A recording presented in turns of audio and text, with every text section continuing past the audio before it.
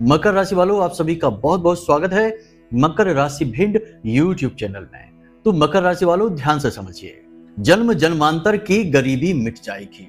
कैसी भी कंगाली हो, कैसा भी कर्जा हो, कितना ही व्यापार डूब गया हो, जिंदगी में हर तरफ से पैसे का बंधन हो चुका हो, फूटी कौड़ी भी आपकी जेब में ना हो, तब भी आप यदि इस एक चीज को अपने घर में ले आएंगे होली से पहले पहले, तो आपके घर स्वयं माता लक्ष्मी, अखंड लक्ष्मी दस्तक देंगी, दरवाजा बजाएंगी और आपके घर में प्रवेश कर जाएंगी। जी बंधुओं, इतनी शक्ति है इस एक चीज में। बस आपको करना यह है कि इस एक चीज को होली से पहले पहले विशेष विधि विधान के साथ, विशेष नियम और संस्कारों के साथ अपने घर लेकर आना है और एक निश्चित स्थान पर, जो हम आपको बताएंगे, वहां छिपा कर रख देना है। बस फिर कुछ दिनों तक आपको इसे धूनी देनी है, दीपक जलाना है इसके आगे, और आप देखेंगे कि चमत्कार कैसे घटित होंगे। स्वयं माता लक्ष्मी आपके घर में आपका दरवाजा बजाएंगी और आपके घर में प्रवेश कर जाएंगी। ऐसा कभी होता नहीं है, लेकिन अब यह आपके जीवन में होकर ही रहेगा। याद रखना बंधुओं कि हर एक चीज की अपनी एक विशेष ऊर्जा होती है, और यह ऊर्जा हर प्रकार की ऊर्जाओं को, यानी अलग अलग प्रकार की ऊर्जाओं को अपनी ओर आकर्षित करती है। जैसे कुछ चीजें नकारात्मक होती हैं, जैसे कि बहुत सारे घरों में शराब की बोतलें रखी रहती हैं। शराब की बोतल और यदि हथियार खुली अवस्था में, हथियारों को ढक कर रखा जाता है।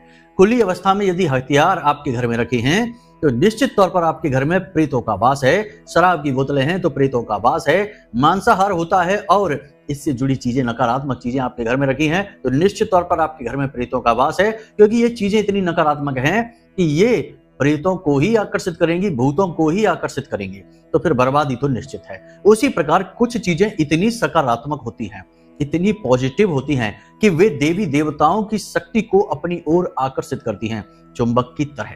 जैसे कि रुद्राक्ष की बात कर लें, सामान्य तौर पर बता देते हैं कि रुद्राक्ष को स्वयं शिव माना जाता है, और जो रुद्राक्ष धारण कर लेता है जागृत करने के बाद, विधि विधान के बाद, यूं ही नहीं, यूं ही तो रुद्राक्ष सिर्फ एक चीज है। दुकान पर हजारों रुद्राक्ष रखे रहते हैं तो वहां पर हजारों शिव के प्रतिरूप नहीं हैं, वे सिर्फ चीजें हैं। यदि जागृत कर लिया जाए, अभिमंत्रित कर लिया जाए, तो वह स्वयं शिव बन जाती है और आपके साथ भोलेनाथ की ऊर्जा रहने लगती है।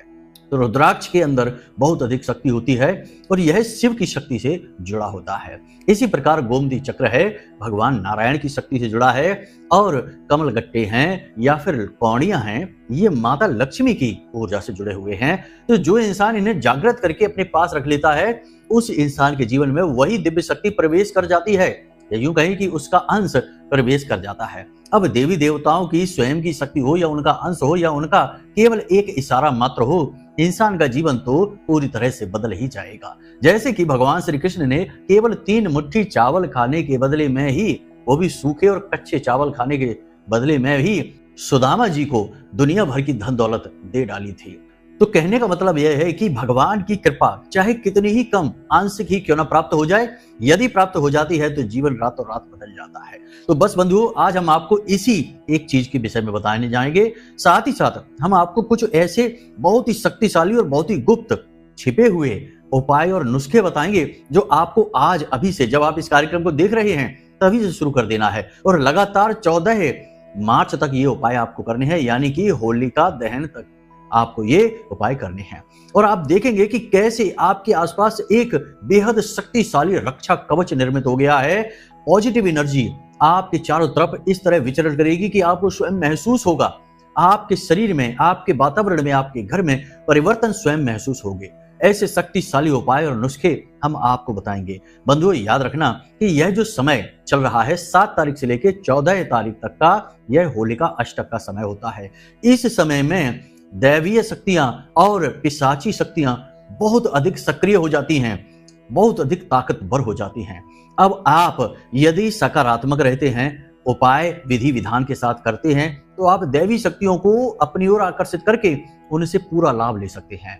और यदि आप नकारात्मक रहते हैं, भूल चूक से भी गलत कार्य आपके हाथों से हो जाता है, तो आप अनजाने में ही पैशाचिक शक्तियों को, भूतों प्रेतों को अपने जीवन में आमंत्रित कर देते हैं।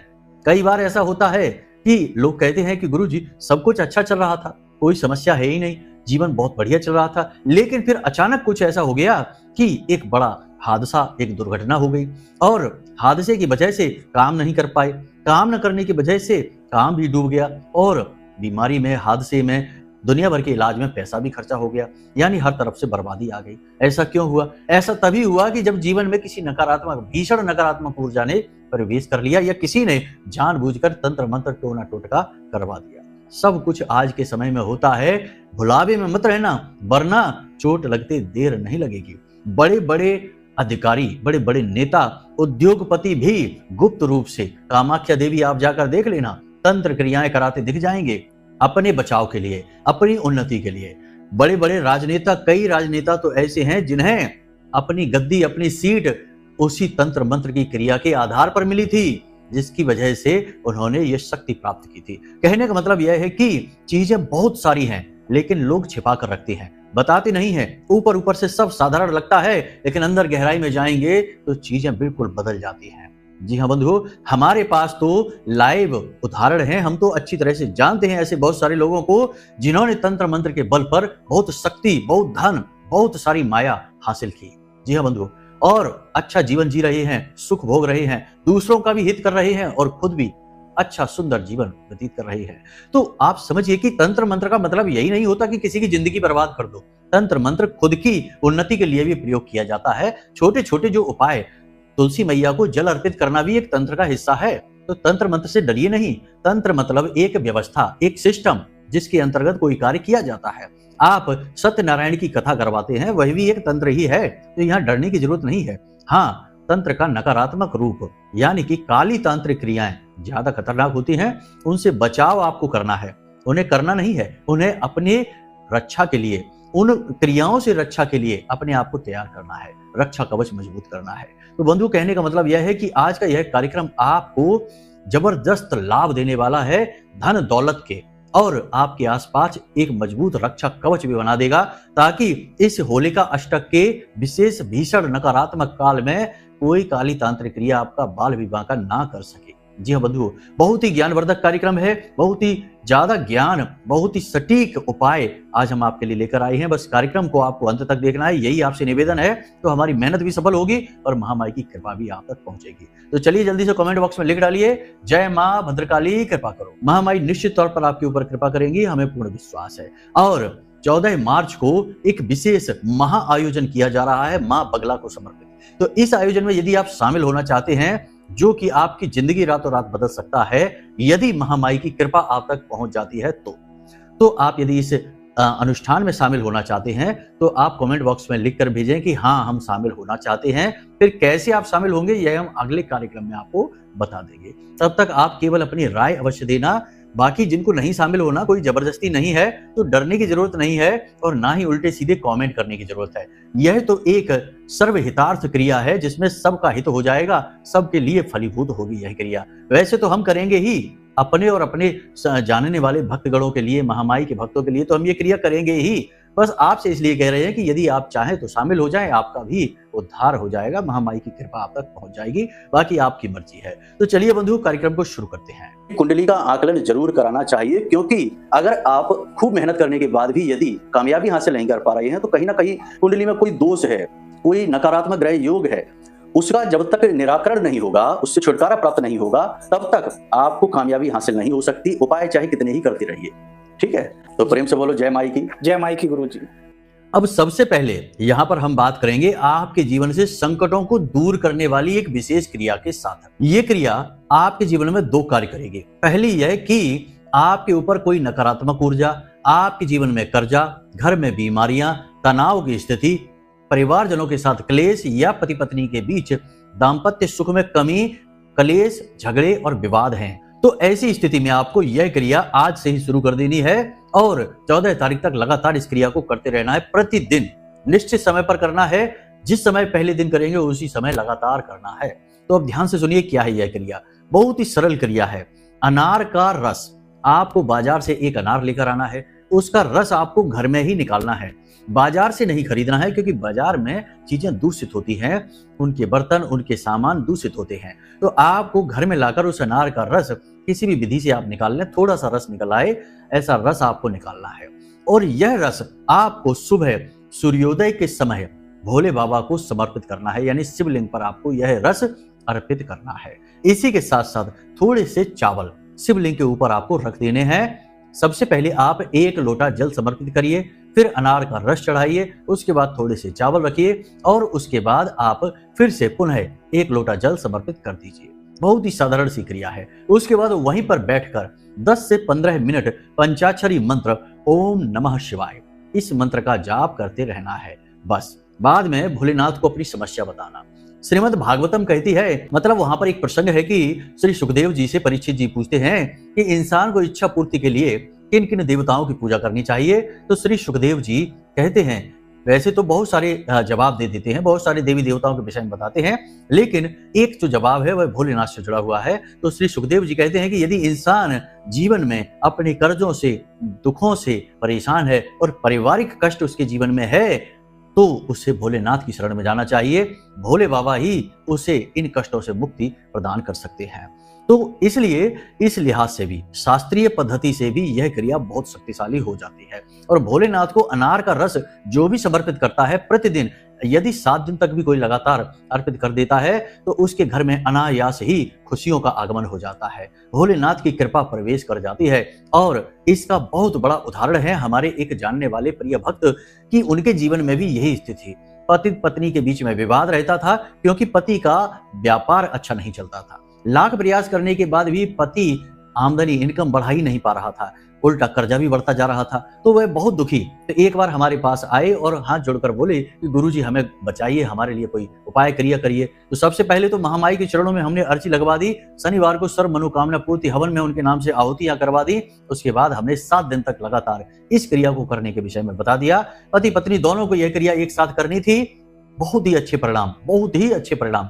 कहने का मतलब यह है कि 7 दिन पूरे होने से पहले ही दुकानदारी बहुत अच्छी चलने लगी, अचानक से भीड़ आने लगी, ग्राहकों का तांता लग गया। और कहने का मतलब यह है कि जब आमदनी अच्छी हो गई तो फिर जरूरतें पूरी होने लगी, तो फिर क्लेश भी बंद हो गया और जीवन सुखमय हो गया, कर्जा वगैरह भी समाप्त होने लगा। कहने का मतलब यह है कि 3-4 महीनों पर ही उनकी जो गाड़ी पटरी से उतर गई थी वापस पटरी पर आ गई और बहुत अच्छा जीवन चलने लगा। तो बहुत सारे जो प्रयोग हम बताते हैं उनके हमारे पास उदाहरण होते हैं, प्रमाण होते हैं, तब हम आपको बताते हैं। तो यह एक क्रिया आप करके देख लेना, बहुत ही सिद्ध क्रिया है, आपको भी निश्चित लाभ प्रदान करेगी। बस याद रखना कि देखो, अब जब आप क्रिया कोई करते हैं, कोई जरूरी उपाय करते हैं, उस समय आपको गलत चीजों से दूर रहना है, भाषा अपनी संतुलित रखनी है, अपनी वाणी से गाली गलौच नहीं करना है, अपशब्द नहीं बोलने हैं, किसी का अपमान नहीं करना है, जुआ शराब वेश्यावृत्ति पर स्त्री गमन से, सट्टेबाजी से, इन कामों से आपको दूर रहना है। और सबसे बड़ी चीज ये है कि मांसाहार वगैरह भूल कर भी नहीं, जीव हत्या नहीं और किसी को पीड़ा नहीं, इन चीजों से आपको दूर रहना है। देखिए, आप नहीं मानेंगे तो उपाय फलित नहीं होंगे, बाद में उपाय को आप दोष देंगे कि उपाय बेकार है। आप आधा काम करेंगे तो परिणाम आपको शून्य ही मिलेगा। इसलिए जरूरी है कि आप पूरी पद्धति को अपनाएं और अपने आप को भी बदलें, क्योंकि यदि आप नहीं बदलेंगे तो फिर क्रिया कोई भी फलित नहीं होगी, क्योंकि कर्ता तो आप ही हैं। क्रिया आप कर रहे हैं और आप यदि दोहरी क्रियाएं करते हैं, सकारात्मक नकारात्मक दोनों लेकर चलते हैं, तो फलित नहीं होगी कोई भी सकारात्मक क्रिया। तो अपने आप को भी बदलें, अपना भी आंकलन करते चलें और अपना श्रेष्ठ मूल्यांकन करें और जो सही है बस उसी को पकड़ें। तो चलिए बंधु, यहाँ तक तो आपने समझ लिया, इस क्रिया को आपको प्रतिदिन करना है। अब एक छोटी सी क्रिया और है जो आपके घर में किसी भी प्रकार की नकारात्मकता को दूर भगा देगी और नारायण लक्ष्मी का आशीर्वाद आपको दिलवाएगी। तो आपको इसके लिए क्या करना है, ध्यान से समझिए।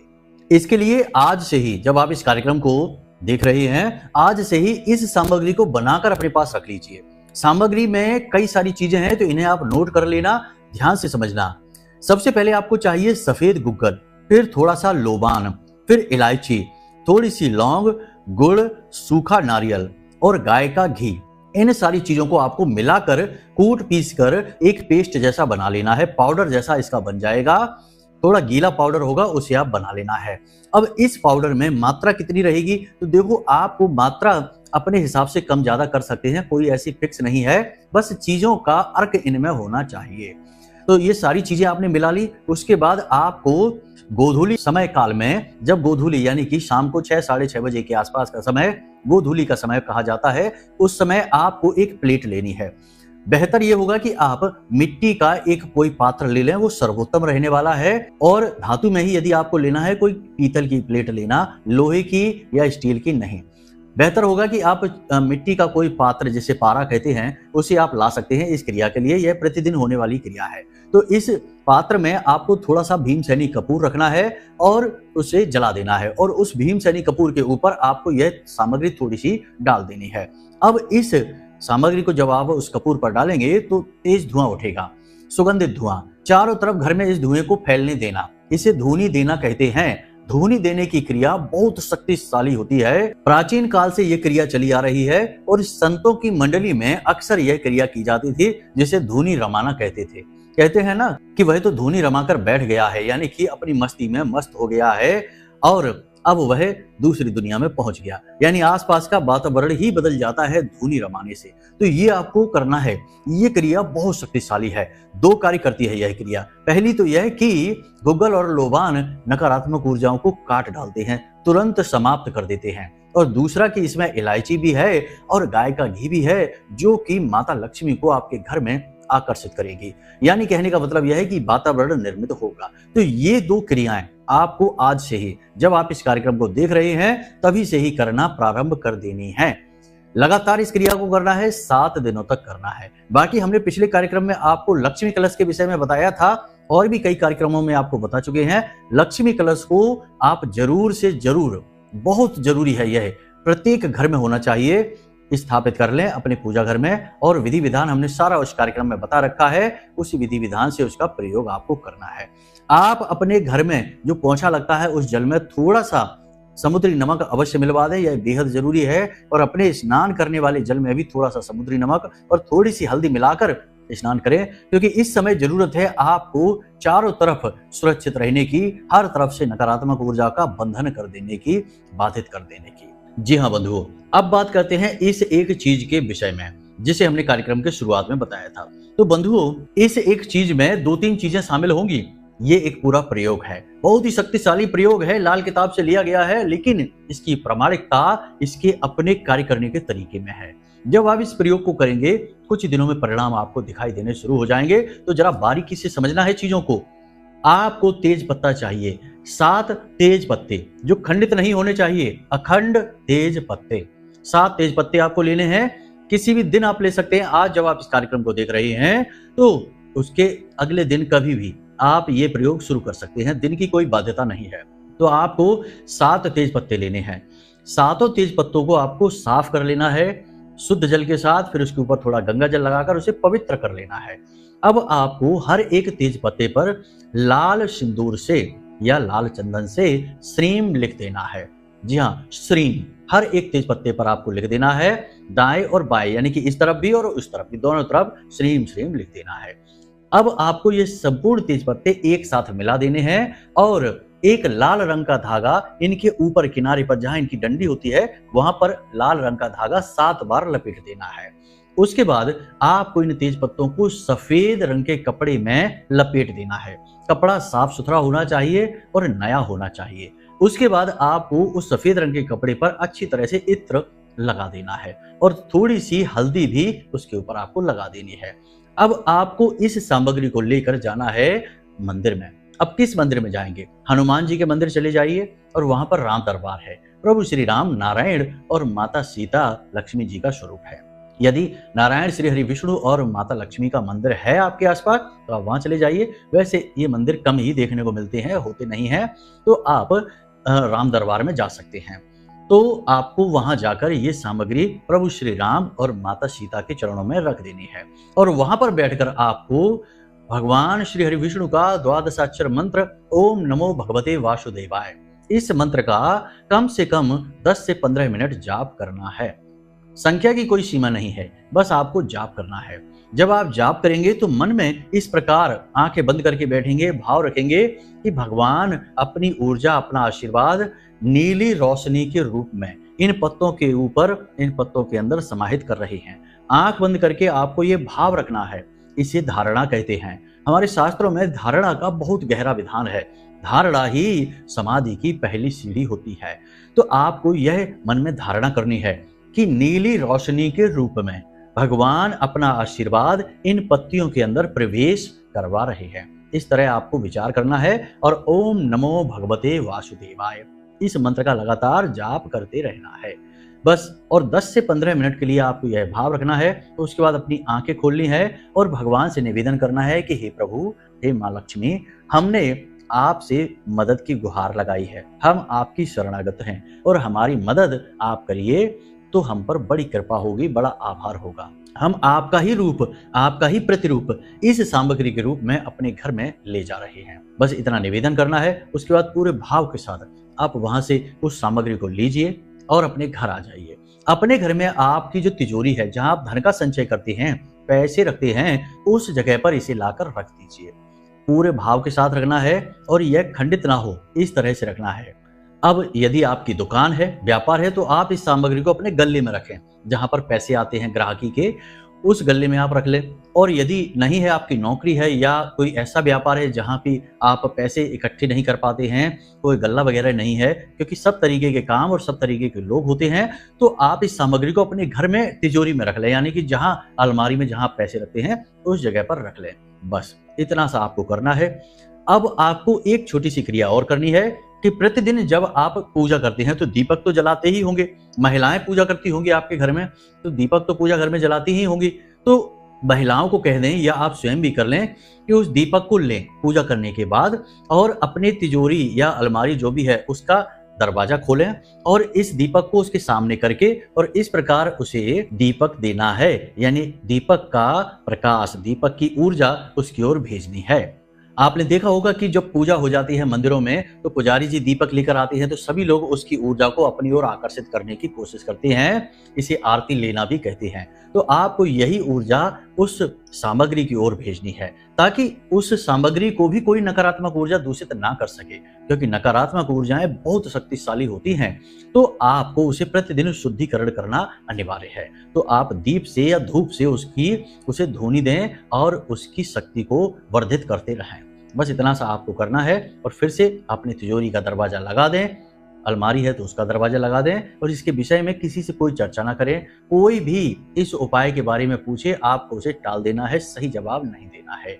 21 दिनों के अंदर अंदर यह क्रिया फलित हो जाएगी। इसका फल तो आपको पहले दूसरे दिन से ही मिलना शुरू हो जाएगा, लेकिन 21 दिनों के अंदर अंदर यह अपनी मौजूदगी दर्ज करा देगी कि हाँ, हमने कोई बड़ा उपाय किया था और हमें उसका फल मिल चुका है। यह भाव आपके मन में आ जाएगा, क्योंकि यह प्रमाण दे देगी। बहुत शक्तिशाली क्रिया है, इसे आप करके देखिए। बहुत ही जल्दी इसके परिणाम आपको प्राप्त होते हैं। नारायण लक्ष्मी आपके घर में प्रवेश कर जाएंगी, जिन्हें अष्ट लक्ष्मी या स्थायी लक्ष्मी कहते हैं।